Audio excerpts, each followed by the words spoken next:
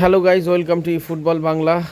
আজকে বৃহস্পতিবার, সবাই জানে যে গেমে হচ্ছে আপডেট আসছে এবং আপডেট আসার সাথে সাথে আজকে হচ্ছে নতুন বক্স দিছে। আমরা দেখতে পাচ্ছি যে বক্সে হচ্ছে বুস্টেড বেলিংহাম আছে, ক্রিয়েটিভ প্লেমেকার। কিন্তু সমস্যা এখানে একটাই, যে বেলিংহামের হচ্ছে এই ক্রিয়েটিভ প্লেমেকারের থেকে হোল প্লেয়ারের কার্ডটাই আসলে বেশি ভালো পারফর্ম করে, কারণ আমার ক্রিয়েটিভ প্লেমেকার কার্ডও আছে এবং হোল প্লেয়ার কার্ডও আছে, দুইটা কার্ডই আছে আমার কাছে।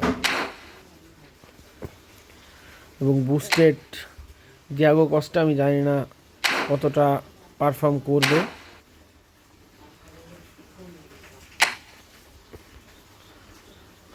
এবং যাদের লেফট উইংয়ের সমস্যায় ভুগতেছেন, যারা যে আমার লেফট উইং নাই, তারা কিন্তু ডিয়াগো জটাকে সাইন করাইতে পারেন। 5 স্টারের হচ্ছে নমিনেটিং কন্ট্রাক্ট দিয়ে আপনি নিতে পারবেন ডিয়াগো জটাকে। যেহেতু আমার অনেকগুলা লেফট উইং আছে, সো আমি ডিয়াগো জটাকে হচ্ছে সাইন করাইনি। কিন্তু যারা করাবেন, ডিয়াগো জটা এই ন্যাশনাল টিমের এই কার্ডটা আসলে অনেক বেশি ভালো, যতদূর যা শুনতেছি জানতেছি, দু একজন ইউজ করতেছে তাদের কাছ থেকে।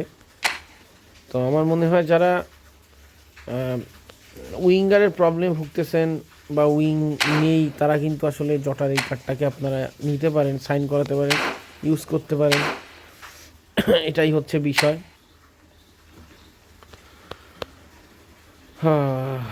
এবং এরই সাথে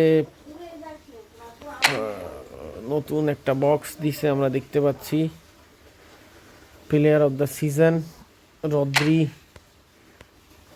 স্পেনের রদ্রি, ম্যাগলাস, আর্সেনালের ম্যাগলাসের প্রোফাইলটা অনেক বেশি ভালো হবে, যেহেতু দেখেন এক লেভেলেই হচ্ছে আপনার, মানে এটা এগুলো তো আসলে ফিক্সড রেটেডই থাকবে, সেই হিসাবে আসলে প্রোফাইলটা অনেক বেশি ভালো।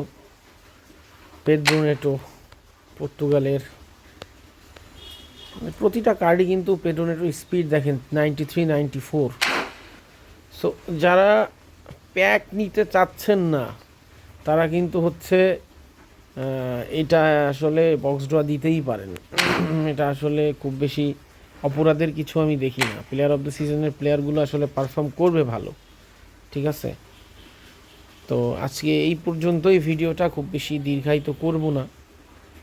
তো আপনারা, আমি চেষ্টা করি যে অযথা আসলে সময় না বাড়ানোর, মানে টাইম যেন অনেক বেশি না যায়, সেই জন্য।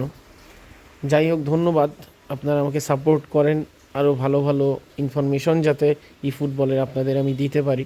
আল্লাহ হাফেজ, আসসালামু আলাইকুম।